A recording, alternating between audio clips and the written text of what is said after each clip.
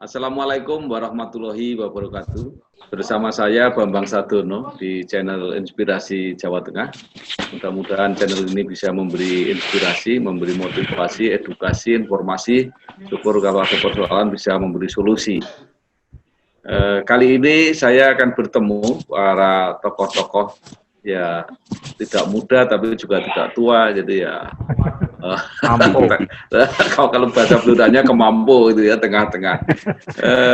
Karena masyarakat Blora sekarang sedang sibuk kelihatannya untuk berbicara mengenai calon-calon kepala daerah, baik bupati maupun wakil bupati. Hanya saja orang terlalu bicara mengenai orang, sehingga yang akan muncul adalah suka dan tidak suka. Kalau sudah suka tidak kurang alasan untuk mendukung, tapi kalau sudah tidak suka juga nggak kurang alasan untuk mencela. Nah, saya kira ini tidak ideal. Jadi menurut saya justru yang harus diingatkan adalah apa sebenarnya persoalan Blora 5 tahun mendatang. Jadi mereka ya silakan, pokok peta permasalahannya seperti ini, ya mau diapakan tentu tergantung pilihan-pilihan rakyat, dan pilihan-pilihan itu kan sudah dipaket oleh partai-partai politik. Rakyat sudah tidak punya kewenangan lagi untuk memilih siapa. Nah, tapi ya itulah yang praktek politik yang kita jalani. Karena itu sekali lagi saya nanti akan menyampaikan beberapa topik, silahkan berkomentar. Akan saya perkenalkan dulu beberapa teman yang akan ikut berdiskusi bersama saya. Yang pertama adalah Bung Seno Margo Utomo. Ya, sekarang adalah staf ahli fraksi Partai Keadilan Sejahtera di DPR RI. Dulu pernah menjadi anggota DPRD Blora tahun 2009 sampai 2014. Yang kedua adalah Bung Joko Handoyo, Eskom MIKOM, Ketua Senat STTR, Sekolah Tinggi Teknologi Ronggolawe, Cepu, kira-kira gitu Pak ya. Mudah-mudahan saya tidak salah. Yang selanjutnya adalah Pak Bung Sudarwanto, dulu pernah menjadi anggota Komisi Pemilihan Umum Blora, aktif di kegiatan pertanian di KTNA, dan ketua peternak sapi Blora. Ya, saya kira ini akan mewakili orang-orang yang akan memotret masalah-masalah di Blora 5 tahun yang akan datang. Hanya saya ingin memberi semacam peta, nanti kalau kurang juga bisa ditambah. Masalah-masalah Blora itu pertama menyangkut pertanian, termasuk hutan. Kemudian masalah utama juga kekeringan, ya, jadi sulit air itu mau diapakan. Kemudian potensinya di migas ada, itu juga mau diapakan. Dan yang jangan dilupakan adalah Blora adalah sumber orang-orang hebat. Banyak orang terkenal datang dari Blora. Ada Pramudia Nantatur, ada Ali Murtopo, ada Mukti Ali, ada banyak sekali lah itu. Apakah kondisi ini masih memungkinkan untuk lahirnya orang-orang besar dari Blora? Monggo, kita mulai dengan Mas Seno Margo Utomo. Apa menurut peta permasalahan yang relevan dan mendesak untuk Kabupaten Blora 5 tahun mendatang? Silakan Mas Seno. Matur nuwun Pak Bambang Sadono, yang saya hormati juga Pak Joko dan Mas Darwanto. Saya ingin mensikapi terkait dengan masalah atau isu utama yang menurut saya menarik buat Blora, yaitu yang utama adalah isu migas. Kenapa migas? Karena Allah sudah sekian bahkan mungkin lebih sampai 100 tahun memberikan nikmat migas itu kepada Blora, tetapi kita tidak pernah mampu merasakan dan mendapatkan itu lebih. Padahal potensinya masih berumur sampai 100 tahun lagi. Artinya kita masih punya kesempatan. Kenapa? Karena potensi migas kita sangat besar. Nah, saya pengen titip inspirasi kepada semua calon pemimpin yang mau maju di Blora terkait isu ini, karena isu ini berhubungan dengan pendapatan dan nilainya berkali lipat dari nilai APBD yang hari ini yang DAU-nya 70% bergantung pada pusat, atau pendapatan kita 70% bergantung dari pusat. Dengan migas bisa jadi nilai APBD kita separuh atau seperempatnya dari nilai migas yang bisa kita optimalkan. Saya sama Mas Darwanto ada di Asosiasi Masyarakat Sipil Peduli DBH Blok Migas yang akan memperjuangkan terkait pendapatan dari judicial review DBH Migas. Yang kedua, saya punya mimpi kita punya kawasan industri berbasis gas yang kawasan itu punya keunggulan 5 keunggulan. Yang pertama, dia punya sumber daya dukung bahan bakar yaitu dari gas yang murah dan banyak. Yang kedua, dia punya daya dukung pasokan listrik yang nantinya bersumber dari PLTGU atau pembangkit listrik tenaga gas uap yang diambil dari gas itu yang kemudian dijadikan pembangkit dan dijadikan untuk mengaliri kawasan industri itu, dan sehingga daya dukung listriknya murah dan aman. Yang ketiga, kita punya daya dukung gas yang luar biasa di Jambaran Tiung Biru yang segera akan beroperasi masuk wilayah Blok Cepu, dan juga sumur Gianti yang ada di Blok Cepu juga, tapi ada di wilayah Sambong di Blora. Ada 100 million barel gas, satuan gas per hari yang bisa kita ambil di situ. Oke. Saya kira menarik dari Pak Seno. Kita langsung mengangkat topik ini aja sebagai bahan diskusi. Nanti kita lanjutkan dengan yang lain. Jadi Blora ini dianugerahi luar biasa, migas juga, kayu juga, cuma seperti ayam yang mati di lumbung padi, gitu kira-kira. Jadi nggak menikmati. Nah, Pak Joko Handoyo mungkin bisa meneruskan. Kita ini kan hanya namanya aja yang hebat Blok Cepu, tapi sebenarnya kan yang menikmati bukan orang Cepu kan, orang Bojonegoro, karena salah kita sendiri.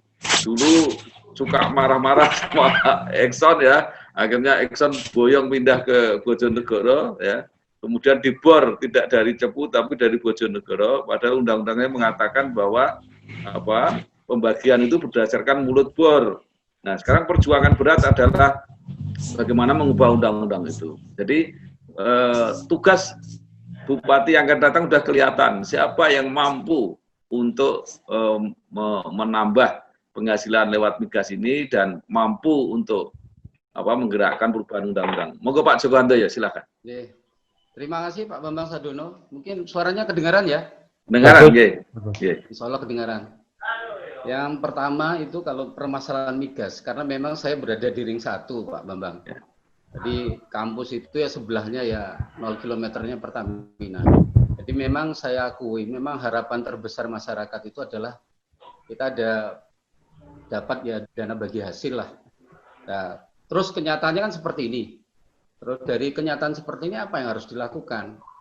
Sebenarnya itu peran serta masyarakat itu kita sudah memberikan kontribusi itu kepada perwakilan kita yaitu di DPR, mulai dari DPRD, provinsi sampai pusat. Dalam rangka apa? Dalam rangka yaitu tadi kita sudah waktunya undang-undang tersebut. Kalau undang-undang itu tidak direvisi akan kembali lagi ke seperti semula Pak Bambang. Karena memang rohnya tuh di sana. Nah, kalau misalnya undang-undang bisa dirubah, maka nanti runtutannya mulai dari peraturan migasnya dan seluruhnya nanti, dan peraturan keuangannya pasti akan perimbangan daerah dan pusat itu pasti akan terlaksana. Nah, permasalahannya konteksnya ini bagaimana kita melakukan judicial review dari undang-undang itu, yaitu peran serta peran serta dari DPR kita yang sudah kita pilih. Jadi kita tuntut mereka sekarang ke sana. Nah, ini komisinya jatuh di komisi apa? Untuk SDM ini kemana? Nah, kalau kita sebagai masyarakat ya kan berharap yang pertama itu dari unsur sumber daya manusia. Kita punya SDM cukup banyak. Nah, kita dulu pernah mendatangkan Pak Wakil Gubernur itu ke kampus, juga menyelesaikan masalah dana bagi hasil ini dan perimbangan peraturan undang-undang perundang-undangnya itu juga tidak bisa. Dulu kita undang juga komisi, kalau nggak salah tuh komisi berapa ya? Komisi berapa Pak Bambang? 1 apa 2 Mbak Bambang? di Oh pusat. bukan, kalau Komisi itu 7. ya Komisi Komisi 7 saya 7. kira. Ya, Komisi 7. Nah, Komisi 7 keterwakilan yang ada di daerah itu ada apa tidak? Nah, Ya. itu dulu. Ya Kalau baik. ada kan kita harus Oke. audiensi dulu, audiensi. Oke. Bagaimana caranya kita untuk bisa mengajukan apa semacam radical review undang-undang tersebut. Kalau tidak ya sama sekali ya langkah kita gini seperti ini terus Pak Bambang. Oke. Baik Pak Joko Handoyo. Ya, terima kasih. Kita pindah ke Pak Sudarwanto. Jadi saya kira teman-teman sudah mulai melangkah, mungkin bisa disampaikan sampai mana dan apalagi yang harus diperlukan. Menurut saya mungkin perlu dibentuk kaukus ya, kaukus anggota DPR yang berasal dari mewakili Blora. Nanti mereka yang harus jadi ujung tombak untuk berjuang, walaupun mungkin komisinya tidak cocok, tapi kan mereka berada di Jakarta sehingga bisa membantu untuk komunikasi dengan komisi yang bersangkutan. Pak Sudarwanto masih mendengar kita? Silakan Pak Darwanto. Masih Pak Bambang. Ya, monggo. Selamat. Ya. Assalamualaikum warahmatullahi wabarakatuh. Pak Bambang dan teman-teman, ada Mas Seno, Mas Joko Handoyo. Kalau saya dalam hal ini memang betul apa yang disampaikan tadi di awal oleh Mas Seno, masalah migas. Kebetulan ya kami sama-sama di Aliansi Masyarakat Sipil Blora. Ini lagi berjuang untuk berupaya melakukan JR di MK terkait dengan masalah tersebut. Itu yang pertama. Terus yang kedua terkait dengan pertanian. Memang pertanian dalam hal ini kalau kita mengacu pada APBD Kabupaten Blora setiap tahunnya, kontribusi PDRB dari pertanian itu sangat luar biasa, khususnya Blora. Cuman timbal baliknya perhatiannya ke pertanian saya melihat kurang begitu maksimal. Ya, salah satu contoh ya setiap tahun masalah kelangkaan pupuk subsidi itu sudah hal yang biasa atau sering terjadi. Jadi bagi teman-teman yang kaitannya ketersediaan pupuk itu sering mengeluh, apalagi barangnya susah, harganya juga di atas HET, itu juga menjadi problem di Blora setiap tahun. Bahkan saya lebih radikal kalau memang subsidi itu saya melihat yang mending karena yang disubsidi ini barang, jadi yang bermain ini banyak sekali. Maaf, mungkin yang salah satu juga ada dari produsennya, dari pabrik juga. Karena kan pemerintah dalam hal ini kan harus ngutang dulu, bayar ke PT Pupuk Indonesia. Terus juga distributornya, ada pengecernya. Kadang di tingkat lapangan non-sewu ada pihak-pihak yang lain ikut bermain juga, memborong pupuk terus dijual ke petani. Akhirnya kan permintaan juga langka. Terus yang juga hutan di Blora itu kan 49%. Dan hutan yang itu juga banyak digarap oleh petani pesanggem. Itu juga pupuk subsidi.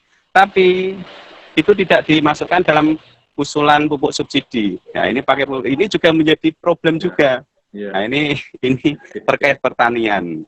Jadi termasuk juga harga saat panen, harga gabah mesti biasanya sering jatuh karena kebijakan pemerintah yang kadang di saat menjelang panen impor itu juga, apalagi di saat pandemi COVID ini kemarin teman-teman itu khususnya petani cabai Pak, harga itu sampai harga Rp3.000. Ini juga keluhan bagi teman-teman petani khususnya hortikultura dari cabai, itu terkait dengan pertanian. Kalau peternakan sebetulnya Blora ini juga luar biasa potensinya, merupakan kabupaten di Jawa Tengah sebagai populasi sapi potong terbesar di Jawa Tengah dan nomor 2 nasional setelah Sumeneb, Madura. Jadi Blora ini potensinya di bidang peternakan maupun pertanian sebetulnya sangat luar biasa. Nah, cuman memang kita juga harus perlu melihat juga memang petani di Blora ini kan banyak karakteristiknya. Jadi ada petani buruh tani, termasuk juga petani ini masuk kategori petani gurem, yang mana kepemilikannya lahan Ya. kebanyakan hampir mungkin 60% ini di bawah 1/4 hektar. Jadi untuk kelayakan sebuah usaha tani, kalau kita mengacu di ilmu ekonomi atau mungkin di undang agraria, itu kan 2 hektar itu baru bisa layak. Kalau dulu pemerintah program transmigrasi itu menyediakan lahan 2 hektar, sebetulnya untuk berusaha tani layak untuk bisa sejahtera itu ya minimal 2 hektar. Kalau kurang itu kan ya sulit, Pak. Ya ini pendapat Baik. saya sebagai Pak Darwanto pelaku pertanian dan peternakan. Ya, oke. Jadi sudah kita temukan 2 topik ya. Yang satu migas, yang satu tadi pertanian, peternakan termasuk kehutanan. Nah, saya nanti ingin fokus dulu supaya yang migas ini paling tidak ada hasil yang petanya lebih jelas apa yang harus dilakukan oleh pemimpin Blora dan apa yang harus kita bantu. Nah, sudah bergabung bersama kita itu Pak Rudi Ismanto, ya. Ini adalah pendiri media blog Cepu Pos. Ya. Nah, nanti ya Pak Rudi Ismanto mengikuti dulu aja. Nanti supaya bisa nyambung untuk berikutnya. Saya ingin kembali ke Pak Seno Utomo. Tadi langkahnya kan jelas, kita ingin judicial review undang-undang migas. Ya. Nah, kemudian pertanyaannya, ada nggak wakil-wakil DPR RI yang punya konstituen di Blora ini yang menjadi anggota Komisi 7? Nah, kalau tidak, bagaimana nanti solusinya misalnya? Silakan Pak Seno.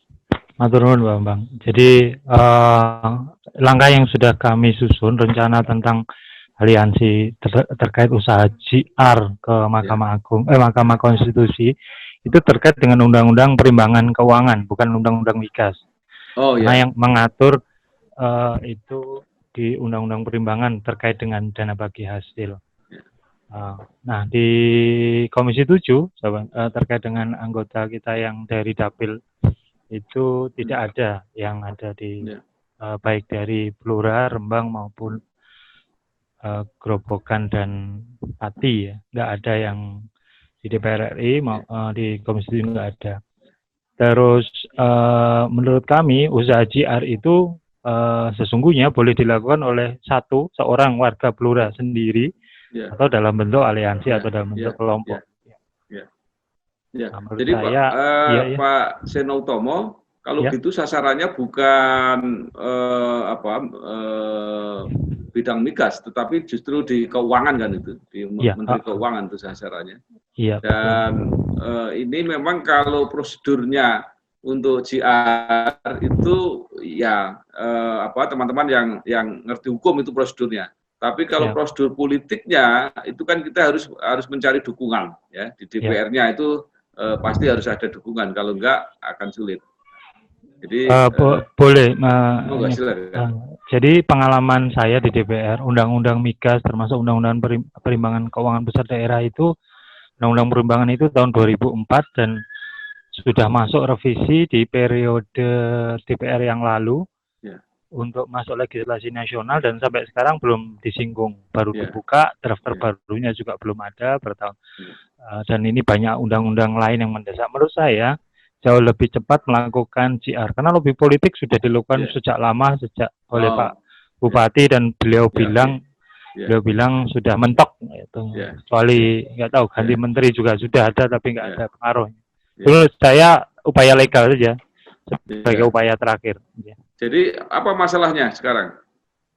Hari ini kita sedang menyusun petitum tuntutannya. Kemudian intinya pengajuan JR itu nggak semata-mata kita mendaftar biasa, tapi kan kita harus menyiapkan dokumen, data terbaru, update. Nah, data itu juga yang update itu yang sedang kita mintakan ke SKK Migas, ke pihak-pihak. Karena Blok Cepu itu kandungannya POD pertama tahun 2008 sama sekarang itu naik 2 kali lipat dari 450 juta menjadi 530 juta. Ya, baik. Jadi Pak Seno, ini saya kira masalah ini sudah bisa kita simpulkan ya. Jadi proses JR sedang dalam proses. Kalau Pak Seno berhasil, yang pantas jadi bupati Pak Seno gitu kira-kira. Boten, ini upaya bersama. Ya, Itu nanti saya nyuwun tanda tangannya Pak Joko, tanda tangannya Pak Bambang sebagai pendukung aliansi. Kan ini lebih bagus kayak begini. Jadi orang jelas bekerja punya cita-cita daripada cuma pengen tapi nggak punya cita-cita, belum tahu bisa kerja apa enggak, itu masalahnya gitu ya. Sebenarnya saya sepakat itu. Jadi seorang pemimpin Blora itu nggak boleh lahir instan, dia harus punya kontribusi dulu buat Blora memang. Pak Seno. Nah, sekarang kita mau coba tadi yang persoalan diajukan oleh Pak Darwanto. Saya nanti akan tanya pada Pak Joko Handoyo. Jadi kalau masalah-masalah yang tanah dan sebagainya itu kan jangka panjang, tapi masalah-masalah yang pendek itu kan seperti masalah pupuk itu. Nah, itu bagaimana menurut Pak Joko Handoyo cara menyelesaikannya itu kalau ada masalah itu? Terima kasih, Pak. Jadi sebenarnya saya itu lebih pengen mengulas itu sebenarnya hari ini adalah menguras isu krusial dulu, Bapak. Ya. Isu krusial di Blora itu apa sih yang paling didengarkan oleh masyarakat? Nah, kalau yang saya mendengarkan itu yang paling utama itu adalah infrastruktur, Bapak. Jadi itu yang paling krusial, nomor satu infrastruktur. Yang kedua itu apa? Yang kedua adalah reformasi birokrasi. Nah, sebenarnya topik yang saya harapkan ya paling tidak di dua unsur itu. Baru nggak apa-apa, silakan Pak Joko. Cuma ngomongnya agak keras saja yang penting. Yang isu yang paling utama itu infrastruktur, Pak Bambang. Ya. Kenapa? Karena wilayah Blora ini kan 45% milik masyarakat, milik perhutani, sisanya adalah milik masyarakat. Ya, untuk permasalahan sektor misalnya jalan, mulai dari jalan desa, kemudian jalan daerah, jalan provinsi, jalan nasional. Nah, ini kan selama ini kan posisinya seperti apa? Nah, ini yang dihadapi oleh seluruh masyarakat. Karena apa? Keluh kesah masyarakat itu rata-rata banyak di bidang infrastruktur, Bapak. Nah, kemudian kalau yang kedua, isu yang berikutnya adalah reformasi birokrasi. Nah, selama kepemimpinan yang sebelumnya itu sumber daya manusia atau aparatur sipil negaranya yang mengurusnya ini juga saya melihat itu tidak maksimal. Nah, sehingga dalam proses pelayanan, kemudian unit-unit kerja, satuan operasional pekerjaan itu tidak mencapai indikator. Kalau key performa indikatornya itu tidak mencapai maksimal gitu loh. Hanya sebatas kewajaran, hanya menjalankan kegiatan Pak Joko biasa. Kalau tentang infrastruktur itu gampang dilihat, orang tahu bahwa ini jalan masih rusak, ini belum dibuat dan sebagainya, ya itu mudah dimengerti. Tapi kalau reformasi birokrasi, ini Pak Joko harus kasih contoh-contoh itu. Contohnya gimana itu? Kalau reformasi birokrasi itu mulai dari pertama itu adalah kalau saya menyebutnya itu adalah penugasan atau lelang jabatan, Pak. Nah, mungkin teknik lelang jabatan untuk mencari orang yang berkompetensi di bidangnya itu kan harus ada semacam panelis. Jadi yang mereka itu mampu mengukur kemampuan sumber daya manusia atau orang yang mumpuni lah, bahasa saya mumpuni. Nah, kemudian cara mengukurnya yang menggunakan indikator tadi, kayak perma indikator ada lakib, sakib dan seterusnya. Itu banyak sekali model-model mengukur sistem itu di dalam badan BKD-nya daerah itu tetap ada. Nah, saya melihat itu dari SKPD itu ada yang maksimal, ada yang non maksimal, ada yang mencapai target, ada yang tidak mencapai target. Nah, saya apa adanya Bapak ini. Karena apa? Karena targetnya saya lihat dari evaluasi SWOT-nya, strength, weakness, opportunity-nya dari penyakitnya itu belum menemukan pola penyembuhan yang tepat, obat yang tepat. Itu saya lihat begitu keadaannya. Baik. Jadi kita sudah menemukan beberapa agenda strategis. Satu, masalah migas yang bisa menambah pendapatan atau penghasilan itu. Dengan pendapatan yang tambah bisa bangun infrastruktur, misalnya kayak gitu. Kemudian ada masalah birokrasi. Tadi ada masalah pertanian. Jadi sebelum Pak Darwanto, saya ingin mempersilahkan Pak Rudi Ismanto. Menurut Pak Rudi, Oh, belum bisa bicara Pak Rudi. Ya Pak Darwanto, bisa dipertegas lagi yang mengenai tadi. Saya kira kalau masalah menyelesaikan tanah jangka pendek susah Pak, tapi pupuk itu harusnya apa yang dilakukan oleh pemimpin Blora yang akan datang? Terkait pupuk, sebetulnya ini kan memang kebijakannya kan dari nasional, khususnya alokasi pupuk ini yang menetapkan kan Kementerian Pertanian. Jadi Menteri Pertanian menerbitkan alokasi pupuk bersubsidi, cuman pola distribusinya yang ngatur adalah Kementerian Perdagangan. Dalam hal ini melalui Pupuk Indonesia Holdingnya. Kalau di wilayah Jawa Tengah, kebetulan Blora ini produsen pupuknya kan Pusri, itu Urea, Dama Petro. Petro ini Ponska, ada ZA, ada SP36 dan Petrogani.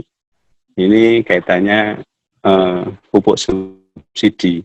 Nah, memang yang disubsidi ini kan barang, Pak Bambang. Jadi barang ini kan ada batasan harga HET.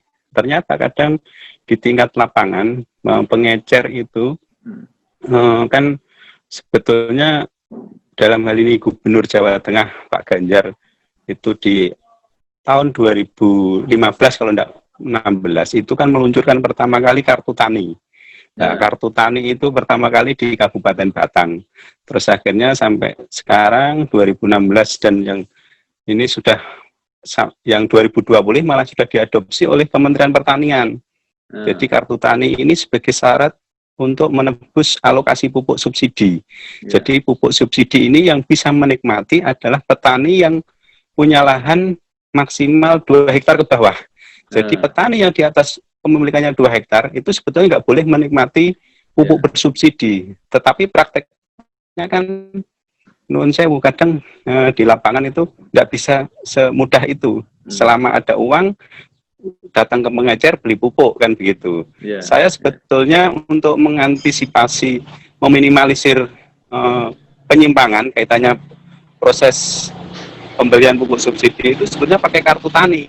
Nah, kartu tani itu sebetulnya bagus sekali memang niatnya, karena kartu tani ini diterbitkan berdasarkan luasan tanah yang dimiliki oleh setiap petani, berdasarkan SPT atau sertifikat hak milik atau surat keterangan dari kepala desa bahwa petani tersebut menggarap atau memiliki lahan tersebut. Itu yang pertama. Jadi pengecer pun ada, kalau di wilayah Jawa Tengah kan banknya BRI, kalau Jawa Timur bank BNI. Cuman kartu tani ini yang menjadi masalah, petani belum semua mendapatkan. Nah, ini yang jadi problem juga. Jadi akhirnya kan, lah gimana mau beli pakai kartu tani? Banyak kan, kebetulan saya juga ketua kelompok tani, Pak. Jadi saya komunikasi dengan penyuluh melalui BPP Pertanian di Kecamatan Tunjungan kebetulan. Nah, di situ kan di bawah naungan Dinas Pertanian dan Ketahanan Pangan Kabupaten Blora. Ini Pak ide ini kalau ada yang tidak punya kartu tani itu masalahnya apa? Sebetulnya itu sudah sudah didata. Cuman memang ini harus duduk bersama. BRI selaku penerbit kartu tani, Dinas Pertanian dalam hal ini nanti apakah juga perwakilan dari ketua kelompok TNI atau Gapoktan, ini harus dipilah-pilah lagi. Dan juga yang terpenting adalah validitas data RDKK. Sempat kan kemarin yang sempat muncul diskusi baik teman-teman petani di DPRD adalah RDKK ini proses penyusunannya apa. Memang ada proses RDKK yang benar-benar dilakukan oleh kelompok tani. Ada juga yang memang dibantu oleh penyuluh, kadang yang nyusun penyuluh kan gitu. Akhirnya ketua kelompoknya ini tinggal tanda tangan. Nah, ini juga menjadi problem juga Pak Bambang. Itu aja. Nanti masalah teknis biar jadi urusannya pemerintah ya. Jadi pokoknya yang penting kita punya masalah pupuk, kemudian salah satu persoalannya adalah kartu tani gitu ya. Cuma saya mau tanya ini, apakah masalah pupuk ini tidak menjadi semakin berbelit-belit itu karena diperlakukan seperti barang dagangan biasa. Jadi bukan barang yang strategis yang dibutuhkan petani, sehingga perlu dilindungi seperti hanya koperasi yang boleh menyalurkan pupuk misalnya. Ada nggak faktor itu? Ternyata begini Pak Bambang, untuk distribusi pupuk di tingkat lapangan itu pengecernya itu rata-rata ya pedagang-pedagang. Jadi yang punya toko, yang punya kedekatan dengan distributor atau mungkin rekomendasi dari dinas. Kebetulan ini kan yang menaungi dinas perdagangan. Kalau saya lebih, karena yang tadi yang sampaikan ini yang subsidi pupuk, mending pupuk ini nggak usah disubsidi, silahkan harga bebas. Lah, petani kan sudah punya kartu tani, kepemilikan lahannya jelas. Lah, pemerintah kalau mau bantu sudah masuk ke rekeningnya kartu tani saja petani, kan gitu. Tapi harus perlu didata betul-betul yang valid. Kayak di Jepang lah, petani itu dibantu langsung masuk ke rekening petani. Mau misalkan terus ada kekhawatiran dari pihak ketiga atau pihak lain. Kalau nanti dikasih uang cash habis loh. Petani Pak, kalau mau nanam dia butuh pupuk, harga berapapun dibeli. Jadi mending kalau mensubsidi ya, satu mungkin alternatif bisa langsung ke rekening petani, itu yang pertama. Atau diperbaikan harga petani, harga produk lah. Jadi nuwun sewu, HPP beras pun mungkin baru naik beberapa bulan yang lalu, kan gitu. Atau juga pemerintah dalam hal ini tadi pupuk nggak usah subsidi, harga bebas. Silahkan produsen pupuk memproduksi pupuk yang bagus. Jadi nanti petani tinggal pilih. Itu lebih enak daripada disubsidi, kan begitu. Pak Darwanto, kalau bisa kita merumuskan yang kebijakan itu akan diambil oleh bupati. Kalau kebijakan itu masih sifatnya abstrak dan nasional, ini juga bupati juga nggak bisa apa-apa. Jadi nanti kita coba cari-cari apa yang harus dilakukan bupati, jadi dia tahu. Nah, sekarang Pak Rudi Ismanto sudah bisa kita dengar? Silakan bicara Pak. Alhamdulillah Pak, sudah bisa. Semoga Pak Rudi. Assalamualaikum warahmatullahi wabarakatuh. Saya melihat Blora ini memang saya lebih baik diam melihat saja Pak. Jadi timbangan di Blora itu sebetulnya tahu Pak. Kita nggak punya daya upaya untuk bergerak Pak. Kalau kita bergerak nggak tepat sasaran, kita nanti malah nama kita jelek di Blora Pak. Demikian ya Pak. Sementara saya Pak. Nggak boleh. Kalau hak sekarang ada pada kita. Kita mau memilih pemimpin. Nah, ini haknya ada pada kita. Nah, pemimpin itu harus kita kasih tugas. Jadi jangan sampai dibiarkan aja dia semau-maunya gitu loh. Nah, ini maka silakan Pak Rudi nggak usah takut-takut. Anda yang punya pemerintah kok, bukan pemerintah yang punya Anda gitu. Tapi baik, sambil nunggu Pak Rudi nanti monggo Mas Seno, ada apa lagi yang harus diperhatikan? Ya, jadi saya memberi catatan terkait pendapatan. Kenapa? Karena kita punya potensi. Yang kedua, selalu visinya pemimpin dalam semua pilkada itu menghabiskan anggaran tapi nggak lupa mencari uang. Jadi betul. Kalau kita bicara infrastruktur tadi, itu masalahnya selesai kalau duitnya ada. Masalahnya duitnya nggak ada tapi nggak banyak, dan belum lagi secara teknis tadi dikorupsi dan sebagainya. Jadi kenapa tadi saya mengawali soal pendapatan? Karena faktanya, Bapak, di RBJMD 5 tahunan yang dibuat dan 10 tahunan yang itu tidak ada kemudian bab terkait dengan bagaimana meningkatkan pendapatan, terutama dari sisi migas. Sumber migas. Iya, termasuk terakhir kemarin rapat RKPD Kabupaten 2021. Itu yang nggak ada isu pendapatan dari migas. Artinya pemimpin kita tidak percaya dan mereka sendiri nggak yakin kita akan kaya dengan itu, dapat uang dari itu. Kalau mereka nggak percaya, apalagi rakyatnya, Pak. Iya. Jadi kalau saya punya otoritas untuk mencalonkan gitu, Pak Seno yang saya calonkan kira-kira. Betul. Jadi gini, siapapun pemimpin itu pertama dia harus punya visi mencari uang karena APBD kita. Jadi kalau berbedanya Blora dengan kota lain yang kota besar, APBD kita bergantung dengan APBD yang cuma 2 triliun dan uang swasta yang paling 1 kali APBD. Kalau di Surabaya, APBD itu tidak berpengaruh. Kenapa? Karena uang swastanya 10 kali lipat dari APBD. Jadi kita, agar menjadi 10 kali lipat, adalah pertama menaikkan pendapatan, yang kedua menghadirkan investasi di Blora. Oke, Pak Seno. Sekarang saya pindah ke Pak Joko Handoyo mengajukan 2 hal. Pertama, infrastruktur. Tadi sudah dikatakan oleh Pak Seno, infrastruktur oke, tapi kalau uangnya tidak ada, gimana caranya? 1. Kemudian reformasi birokrasi. Ya, jadi menurut Pak Joko tadi apa penyelesaiannya dengan lelang-lelang itu tadi ya, dengan lelang jabatan dan sebagainya.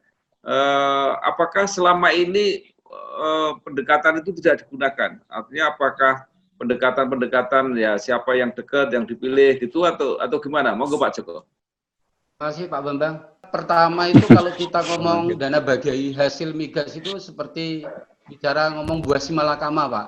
Nah. Jadi menurut saya apapun yang terjadi, apapun yang kita bentuk, artinya kita upayakan, misalnya contoh infrastruktur, dan tadi saya mencanangkan yang kedua reformasi birokrasi. Yang penting itu utamanya itu adalah kita rohnya itu visi misinya dulu Pak Bambang. Nah, kita bantu calon-calon kita mengarahkan kepentingan masyarakat yang dibutuhkan masyarakat sekarang itu apa dulu, itu yang utama. Apa dulu gitu loh. Nah, yang paling utama itu yang diminta masyarakat itu kalau hasil survei saya, ini survei kecil-kecilan Pak Bambang. Yang pertama itu adalah infrastruktur, yang kedua itu adalah ekonomi kemasyarakatan, kemudian kesehatan, kemudian baru reformasi birokrasi.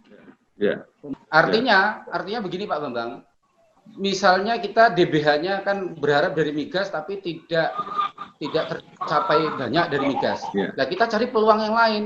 Misalnya di Blora itu kita mencari para pengusaha untuk menanamkan investasinya di Kabupaten Blora. Spektakuler ya, out of the box lah.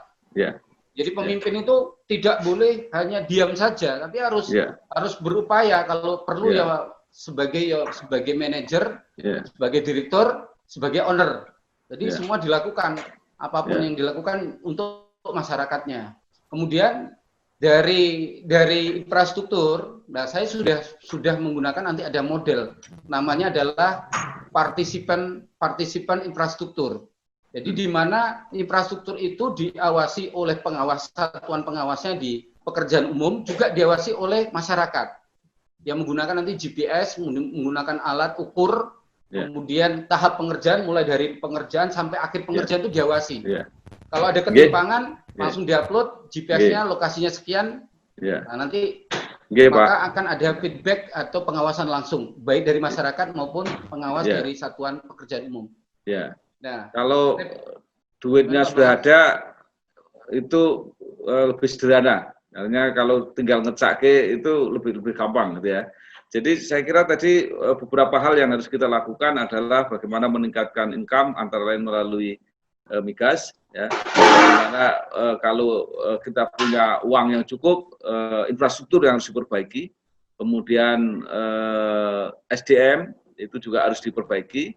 Kemudian Pak Darwanto mengusulkan pertanian dan peternakan yang sangat luar biasa potensinya di Blora, itu harus diperhatikan betul, terutama petani ini menyangkut pupuk, menyangkut kartu tani, ini supaya konkret aja.